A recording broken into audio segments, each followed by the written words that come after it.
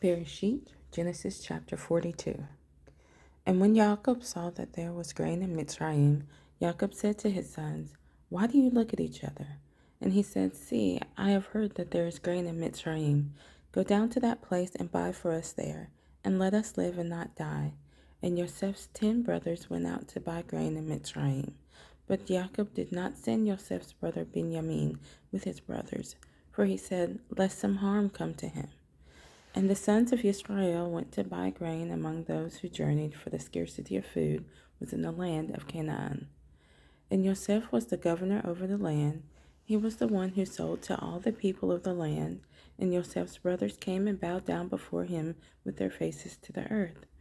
And Joseph saw his brothers and recognized them, but he acted as a stranger to them and spoke to them harshly and said to them, "Where do you come from?" And they said, "From the land of Canaan, to buy food." So Joseph recognized his brothers, but they did not recognize him. And Joseph remembered the dreams which he had dreamed about them, and said to them, "You are spies. You have come to see the nakedness of the land." And they said to him, "No, my master, but your servants have come to buy food. We are all one man's sons. We are trustworthy. Your servants are not spies." But he said to them, "No, but you have come to see the nakedness of the land." And they said, "Your servants are 12 brothers, the sons of one man in the land of Canaan.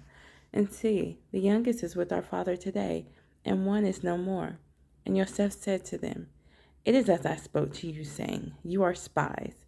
By this you shall be proven. By the life of Pharaoh, you do not leave this place unless your youngest brother comes here. Send one of you and let him bring your brother while you are kept in prison. So let your words be proven to see whether there is any truth in you, or else by the life of Pharaoh you are spies." And he put them all together in prison for 3 days. Now Joseph said to them the third day, "Do this and live, for I fear Elohim. If you are trustworthy, let one of your brothers be confined to your prison house, and you go, bring grain for the scarcity of food for your houses. And bring your youngest brother to me, and let your words be confirmed, and you do not die." And so they did.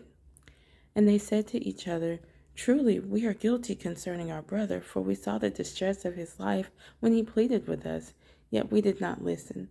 That is why this distress has come upon us."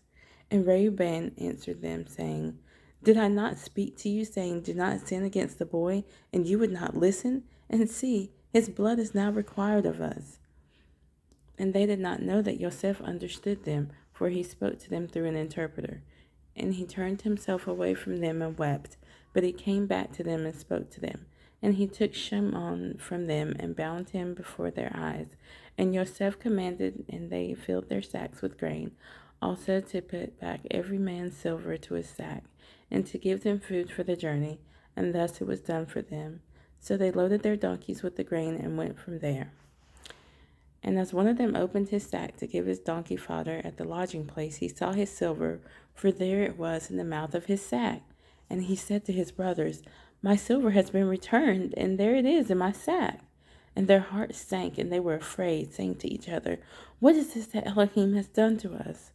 So they came to Jacob their father in the land of Canaan, and reported to him all that befell them, saying, "The man, the master of the land, spoke to us harshly, and took us for spies of the land. But we said to him, 'We are trustworthy, we are not spies. We are 12 brothers, sons of our father. One is no more, and the youngest is today with our father in the land of Canaan.'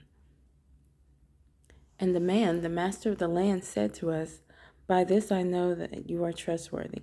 Leave one of your brothers here with me, and take food for the scarcity of food for your households, and go.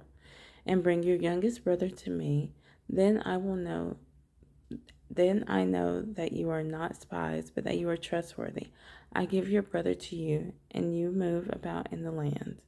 And it came to be, as they emptied their sacks, that, look, the bundle of each man's silver was in his sack.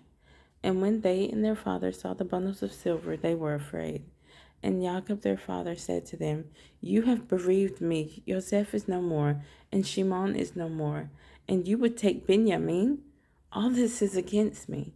So Reuben spoke to his father, saying, 'Take the lives of my 2 sons if I do not bring him back to you. Put him in my hands, and I myself bring him back to you.' But he said, My son is not going down with you, for his brother is dead, and he is left alone.